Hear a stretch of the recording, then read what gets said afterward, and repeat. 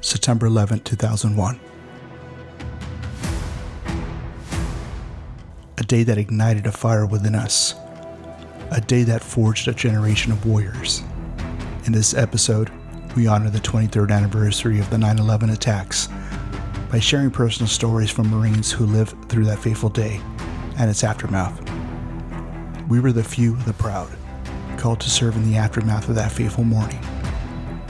In this special episode, we listened to first-hand accounts from 5 Marines, 4 active duty, and 1 that was discharged less than a year before 9/11. They shared the initial shock and chaos, and where they were on that day that changed our lives as we know it. But most of all, we remember the spirit of patriotism, the bond of brotherhood, their challenges, and the unwavering commitment to protect our nation. Join us as we reflect on their journeys, honor our fallen, and celebrate the unbreakable spirit of their Corps. This is Chat 62. Lance Corporal Eric Monarca. No, September 11th, 2001, you were already out of the Marine Corps. That was a significant date for the United States, you know, the World Trade Center being attacked. What's going on through your mind when you were seeing these things on TV probably that morning when you woke up? I remember getting ready for work, and my mom, she's watching the news, and she's like, "Mijo, come over here." I run across the hall to her room. I see the first towers on fire, and they said that an aircraft struck it, and I think it was still up in the air. They thought it was a helicopter. They may have just crashed into it, and then the second plane hit. I was like, "Oh shit!" My stomach dropped because I had been out for 10 months. Well, active duty Marines, we do 4 years active and 4 years inactive. So there's always that chance of getting recalled. You really don't think much about it. But then 9/11 happened, and I thought a lot about it. Right. So because that was now a possibility. Yeah. And it was. A lot of people did get called back. Mm-hmm. Or a lot of people got called and got put on standby. That's right. And or stop loss, again, that term that's being used. That were still in and they couldn't get out. Or what else? But no, basically those that were already out, they were getting back in. And like you said, standby, and some of them got deployed, attached, had to continue their time. So yeah, there was a good likelihood of you.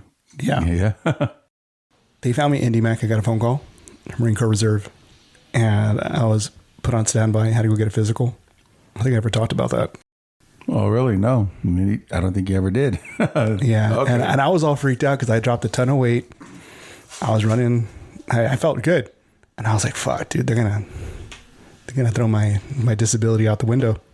And I'm going to have to go back in. Changed my mindset at work because my focus wasn't on work anymore. Yeah, after that second plane hit, I went to work, and we were being cautious because we heard that LA was going to be, the next target. Chicago. There were different metropolitan areas that there were targets. How much longer after September 11th did you have to go back for a physical to? It wasn't long. I don't remember. It was pretty quick. So what was that like? You just showed up, did a quick physical. They said good to go, and that was it. That was it. Wow. You were on standby. You were on standby to stand by. Yeah, I remember driving to Pasadena, and you heard about what happened in Pennsylvania. No, I think Pennsylvania was the last one. I think it was a Pentagon, and then Pennsylvania, and that the rogue plane that just crashed in the field.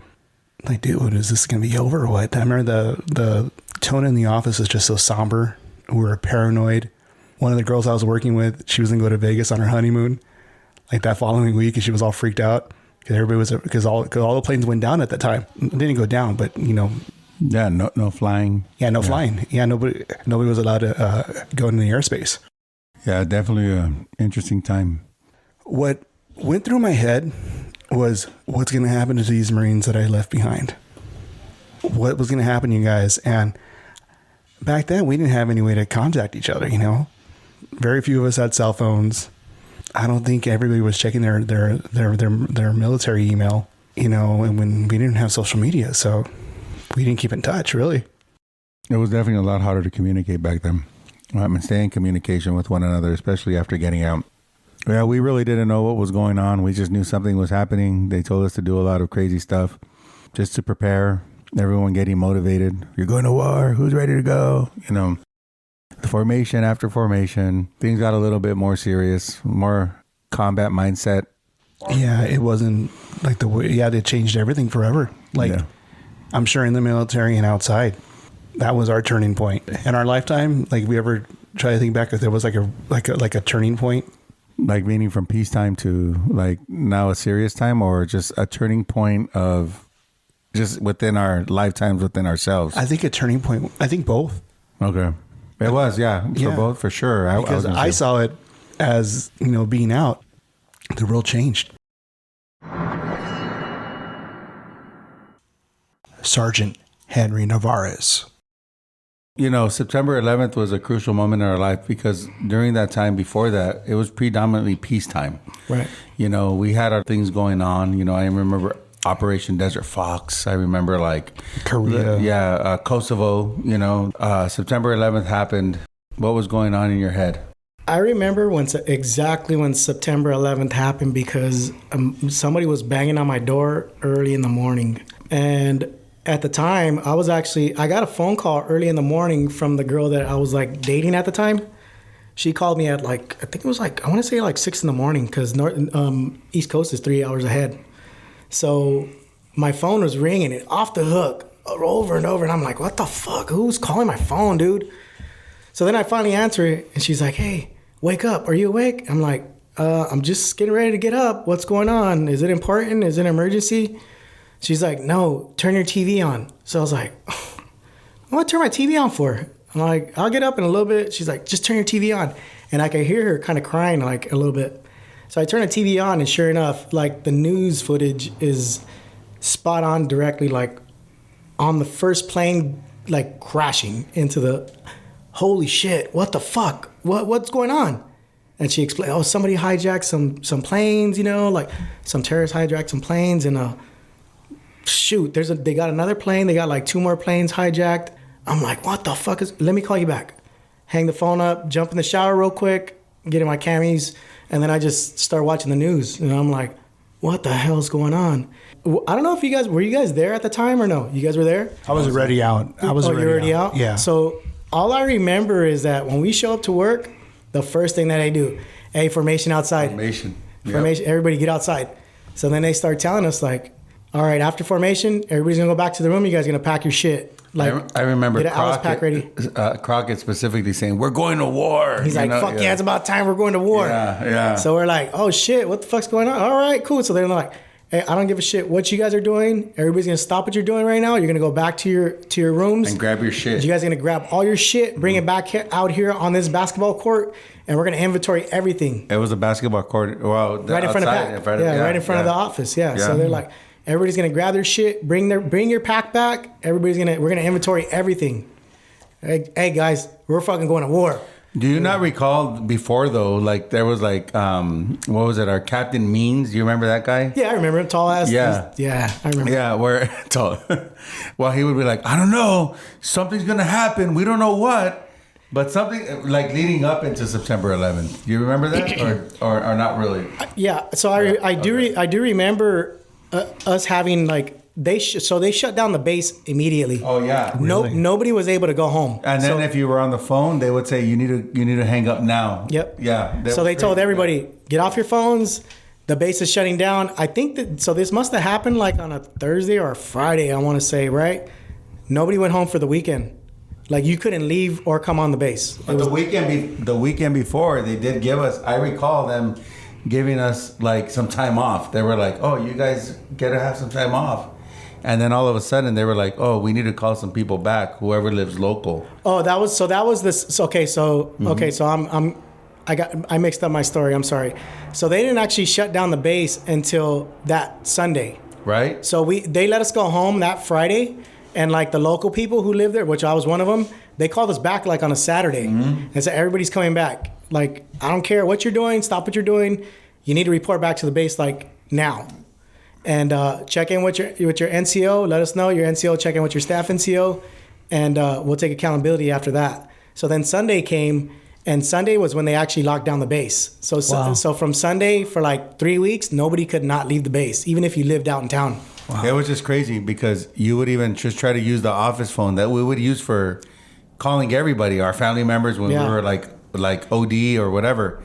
And then someone would answer and be like, "Oh, you have to hang up now, or we'll disconnect the call." So everybody was trying to use the fax machine phone because that was like an offline, right? Like nobody could tell that was an actual working line. Yeah. That's the only way you could get through to call your family was to call off the fax machine line. But but they did shut down the base, and the people that were married and had lived out in town that had families were pissed. They were like, "What the fuck? I want to go home." They're like, "We're going to war, motherfucker. You ain't going nowhere. Like we're getting our shit ready." Yeah, And that's always been my fascination since I got out, about 10 months before 9/11. What really happened? Like, what was going through your guys' heads? Because I remember leaving you, Henry, leaving Almanza behind and wondering what was happening. Sam Ochoa, Lopez, Zepeda. What was going on with you guys? I remember I wanted to go. I'm like, fuck yeah, I'm ready. Like any working party that they volunteered for, because at the time it was like mission after mission after mission after mission every week. Oh, we're leaving tomorrow. Oh, 0, whatever. Everybody needs to be ready. And then like that day would come. Oh, mission got canked. Forget it. Everybody put your shit back, but get ready to go. So then like a couple days after that, hey, we got another mission, guys. We're heading out. We're stepping off at this time, this day. I need like 4 bodies. March Air Force Base. That's I was always like, fucking pick me. Go. I'm fucking, pick me. I was like, pick me. Corporal Darian Tippins. On 9/11, I was on my way to the office, and I just did not believe that was real.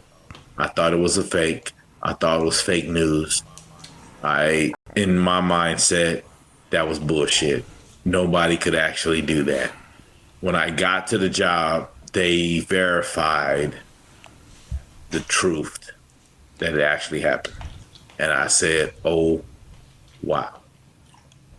Okay. And reality didn't really set in until the numbers hit. The numbers actually told the story of how many, and then reality didn't really set in until you saw the video of the building fall. And that really set in and told you the truth about the situation. Somebody actually got in, did what they had to do, and put a dent in the American infrastructure. That's what happened. So you drive in, you're hearing what you're hearing, and it's verified. So what they tell you guys? They put you guys on standby. They put us all on standby, but the first thing is that whomever was already deployed was getting turned around.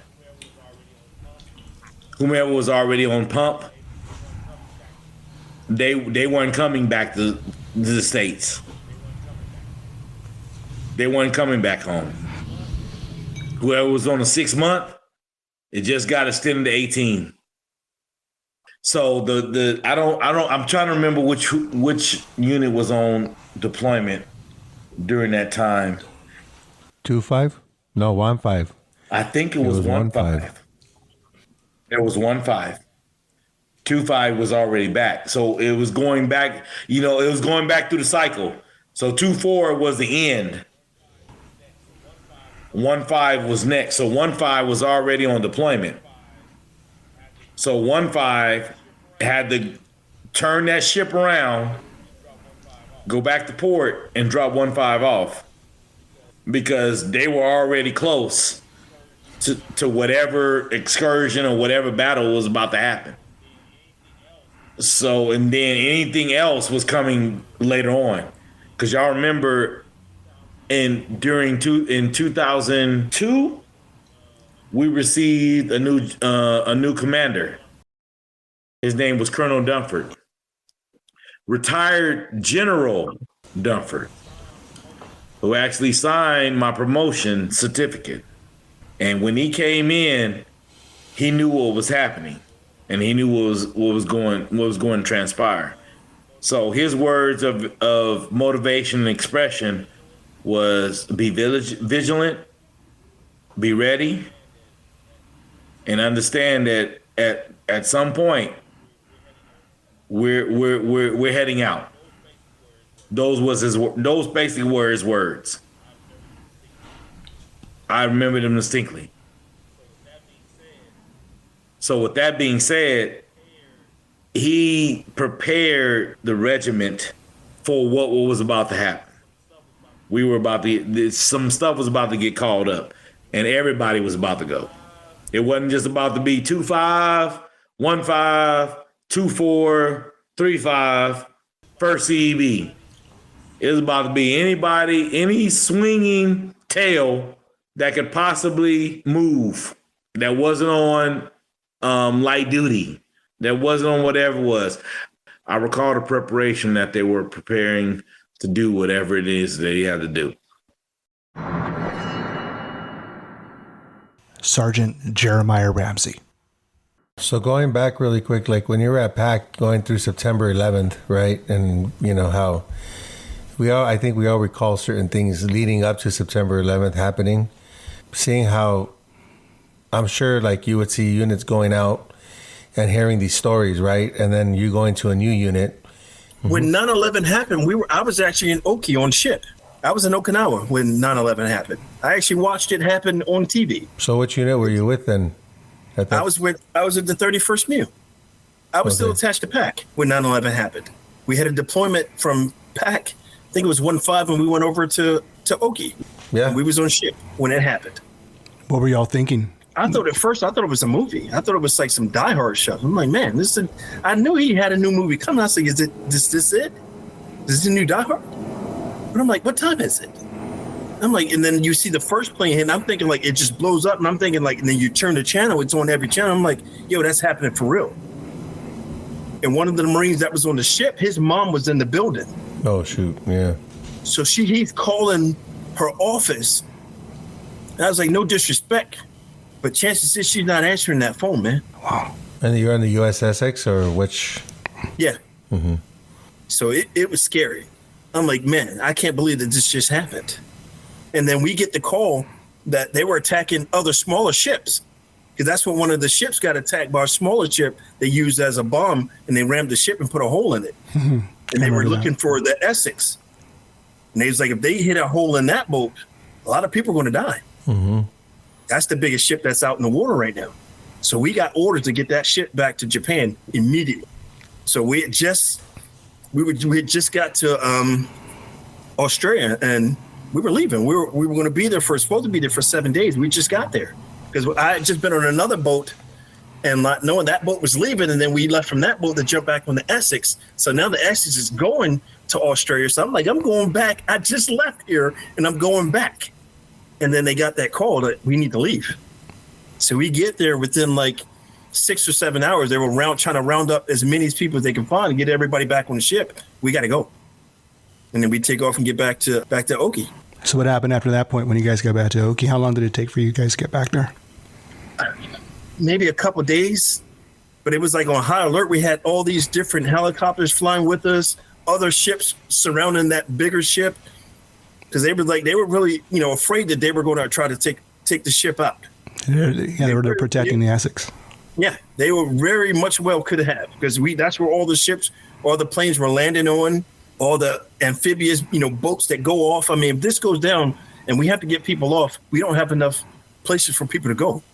So it was scary. A lot of, like I said, and then you watching all these Marines that their family members are in New York. They're losing it. Their mind is no longer where we are. They're focused on what's going on at the house.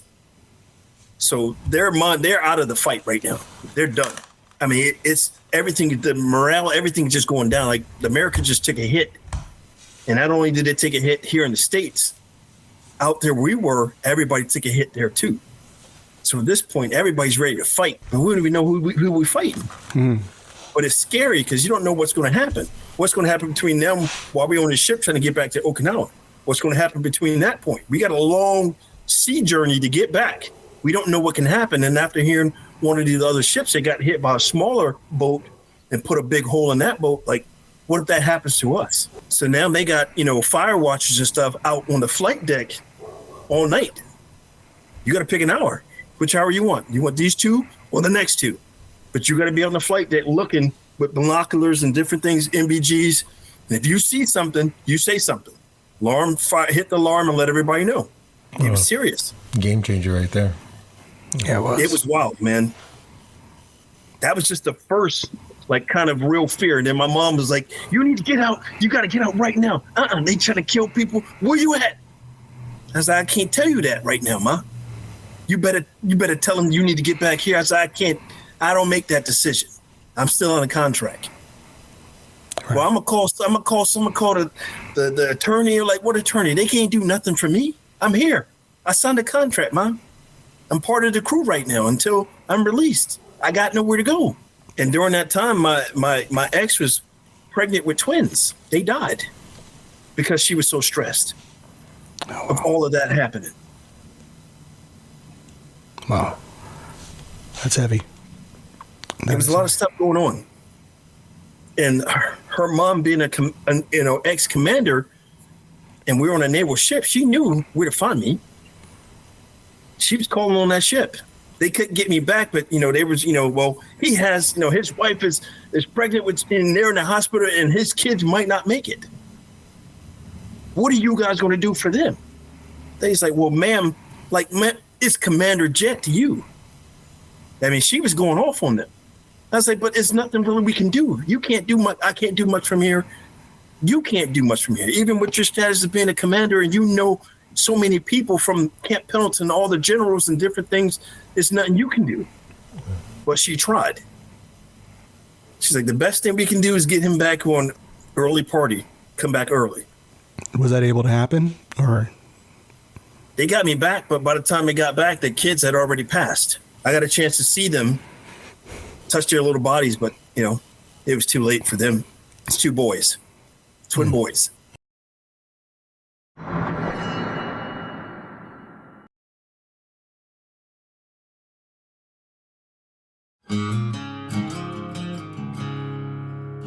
Hey everyone, I'm here today and I want to talk to you about something that's really important to us, and that's the National Suicide Prevention Lifeline. You can reach them by calling or texting 988. That's right. We want to emphasize how crucial it is to reach out for help if you're struggling with thoughts of suicide or just need someone to talk to. You are not alone. There are people who care about you and want to support you. Calling 988 or texting can be a difficult but incredibly brave step to take.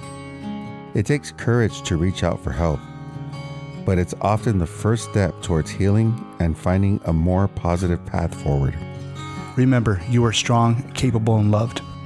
You have so much to offer the world, and your life is valuable and worth living. If you're struggling, please don't hesitate to reach out. You can call or text 988 anytime, day or night, and speak to a trained crisis counselor who can provide you with support and guidance. We want to encourage everyone to prioritize their mental health and well-being. You don't have to go through tough times alone. There are people who care about you and want to help. So let's work together and create a world where everyone can thrive and live their best lives. Remember, 988 is more than just a number. It's a lifeline. Let's use it and support each other every step of the way.